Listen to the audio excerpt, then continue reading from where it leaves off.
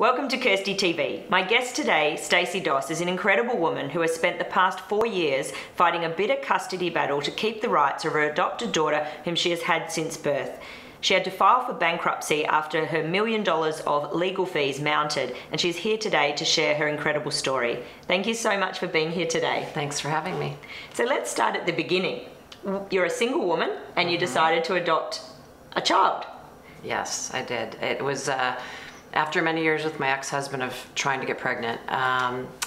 We then separated, and I thought, wow, I keep trying to create a family and add members to it, and members keep leaving. And someone said to me, why don't you consider adopting on your own? And I said, that sounds like something I would do. Yeah. A little bit out of the box and unconventional. And so I started looking into it, and I decided one day that was what was going to make me happy, to build a family. And back then, did you have any inkling that things could go wrong? Had you even thought about? Yeah, I mean, I'd heard stories and things, but I felt like I had been the infertility and the divorce and everything that came before that.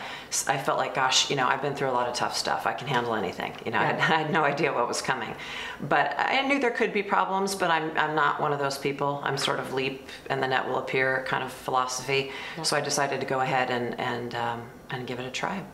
And did you meet the birth mother before Vanessa was born? I didn't meet her because she was 8 months pregnant when she picked me. And wow. So I couldn't make it out to Ohio. She couldn't make it out to California. Yeah. We talked on the phone. She sent pictures. I had talked to a couple of the birth mothers before that, and I just didn't feel the connection that I did with her. She was due on my dad's birthday, and her little girl was half black and half white, and my nephew, who I'm in love with, who's now 15, was half black and half white. And there was just a couple little idiosyncrasies that made me think. And then I got the picture of her with her oldest daughter, and I started crying, which I had gotten pictures from previous people, birth mothers, and hadn't had that reaction. So there was just something right. You felt like this was going to be your daughter? Yes, I did. Yeah. Absolutely. And when did you get to see her for the first time? She was almost 24 hours old. Birth mother went into labor. I thought I had a month to prepare. I actually had 2 weeks to prepare.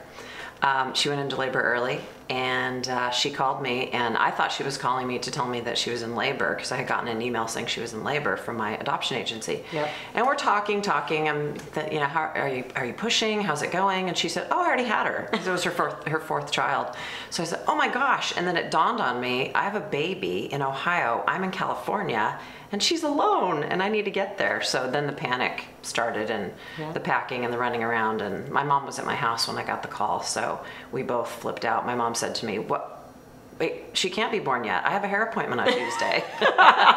Yeah, we might have to wait on that. I don't think you're gonna make it. That's so funny. So you flew straight out, and how did it go the first time you laid eyes on baby? Oh, it was just, they brought her into this little private room, and I didn't know how I was going to feel or how to feel. I was tired. I was in shock. I was, I had every emotion you can possibly think of. Just like a mother who's just delivered. Yes, exactly. How do I connect? How is this supposed to happen? And it was pretty amazing. I mean, you just look at this little creature and you think, my gosh, that's my daughter. And it happens pretty instantaneously. And so straight after the birth, there were problems, and the birth father came back into the picture. Yes. So what happened there? Well, the way it happened was birth mother had told the adoption agency and myself that she did not know who birth father was. Mm-hmm. She was telling birth father that she was going to have the baby and keep it. As far as I can tell from and she had other children with him. She had 2 other children with him, 2 other girls. And he had 4 children altogether? Vanessa was his 5th child. Okay. Yeah, he had 2 children with his ex-wife, 2 children with Vanessa's birth mother, and then Vanessa. So I didn't know about the situation, obviously. Yeah. And there were a couple things, checks and balances in place that, there was a restraining order, and that made it, she signed a document under penalty of perjury that made it sound like, it's probably true that she doesn't know who the father is. But very early on, he said something, and everyone said, gosh, birth fathers come out of the woodwork all the time until he can prove it, until there's a DNA test. You really don't have anything to worry about. Mm-hmm. So. Were you worried? Was there an instinct? Oh, I was scared when I first heard about it because, of course. And I remember thinking, if this is his baby and somebody didn't tell him the truth, you know, I have to consider that, and I have to. This is his child. Yeah. And so I mentally started to sort of prepare for that, but I didn't really do very much until the DNA test came back, because everyone said, you know, don't. The advice I got was don't sweat it and don't stress until the DNA test comes back, because you might not have anything to worry about. Yeah. So how old is she now? She just turned 4. Wow. Yeah. So it's been a tough 4 years for you, though. Yeah. A long 4 years. Yeah. So when did things start to go so wrong? Let's see. When the DNA test came back, and he was in fact the biological father, I sat myself down and kind of had a conversation with myself and said, look, this is... And this is within the first few months? No, she was almost 6 months old when the DNA test came back. And I wrote him a letter. And I said, we're in a very bad situation. We both got lied to, and this is a really bad situation, and there's sort of a baby's life in the balance. And what can we do? You know, can we talk? There's got to be something we can do. And I was prepared. I mean, if he genuinely wanted his child, and he genuinely was interested in taking care of her, and he genuinely didn't know anything about it, on and on. But I met him, I wrote the letter and no response. And then my lawyer suggested, why don't you have him come out and meet the baby, and then at least you can talk and things. And so, it did not start off as a good relationship, and it never was a good relationship, and I didn't feel that he was a person who really wanted their child. So that did it for me. I mean, if he was, we were going to have to talk about it and figure out what we were going to do, and I might have had to give her back. But he just was not a good human being, and that made it easier. I mean, he's been in prison previously for abusing other partners. So there's a history of violence. There's a history of violence. He's been in prison several times for a number of different things. But the incident where he almost killed Vanessa's birth mother was the one that, after I read that report, I just said, I don't think any child should be around this man. And then I found out he didn't have custody of any of his children, and never had, and so I started to wonder, what does he want? What does he want? Because exactly. He's not, even if he got her back, he couldn't raise her. It would have gone to his mother. So and he stated that pretty early on, that was his plan. So he didn't really want her back for the sake of having her for him. He wanted her to be with her other sisters, but at the time that we got all the way to trial, she was 2 years old. It's just not psychologically reasonable to do that to a child. So to rip her away from the only home she's ever known. Right. And so since this has happened, still to this day, you don't know anyone else who has won. I don't.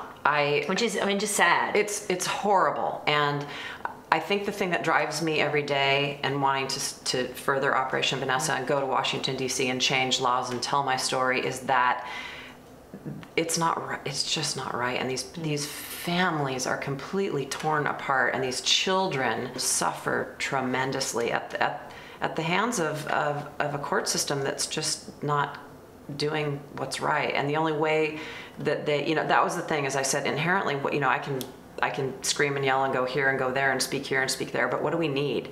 Well, the judge, because then you can hold the judge responsible, they need a law that says, right here, it says I need to consider the best interest of the child. And so that was really pivotal. I said, why? Why can't he help me? And when I realized it was because he had no law to point to that said, this law allows me to consider best interest of the child. There were obviously a lot of tough days, but it clearly brought you all closer together as a family as well. Definitely. As a family and as a community. I mean, my neighbors were amazing. My local community was amazing. People are good and they do care, and the outpouring of support was tremendous. In a situation where you feel like, God, the world is, it can be cruel to a child. How is that possible? And then you get these people that reach out to you, and you just think, gosh, it just was very refreshing. It made me want to keep going. Well, you were doing so much good work out there. What do you think people need to know if they're going to go down the adoption path? Well, the one thing I definitely don't want it to do, which is why I haven't stopped with my own personal story, is I don't want it to discourage anybody from adopting, because it is literally the best thing I've ever done in my life. Vanessa is the absolute best thing I've ever done. Nothing else is really that important. My career, whatever, it doesn't matter. I mean, that's a lot, saying like it's cost you $1 million, 4 years of heartbreak and struggle. You wouldn't change it for the world. I'm the happiest I've ever been, because I know where I'm going and I know what I'm doing, and I have a purpose. I have meaning, and I have this tremendous story that I can go tell. And you know, a lot of people don't ever figure out why they're here, and I got to, you know, it's kind of later in life, but I got to figure out why I'm here and what I'm going to do with the next 20 or 30 years of my life. And for that reason, I would never ever give up any of it. I see things so differently, and I know what I need to do, and it made me become a better person, because I just look at the world through her eyes and through all of these other children's eyes, and I've made these friends with these people who are going through such tremendous heartache, and I may actually be able to do something about it. Thank you so much for being here today and sharing your story. Thank you so much. Thank you so much. So I know that Stacy's story is going to have inspired and empowered many of you who may be in a similar fight for your child or something different. But just remember, calm down, take a step back, breathe. And if you want to continue to see Stacy's story, check out operationvanessa.com. I'll see you next time on Kirsty TV.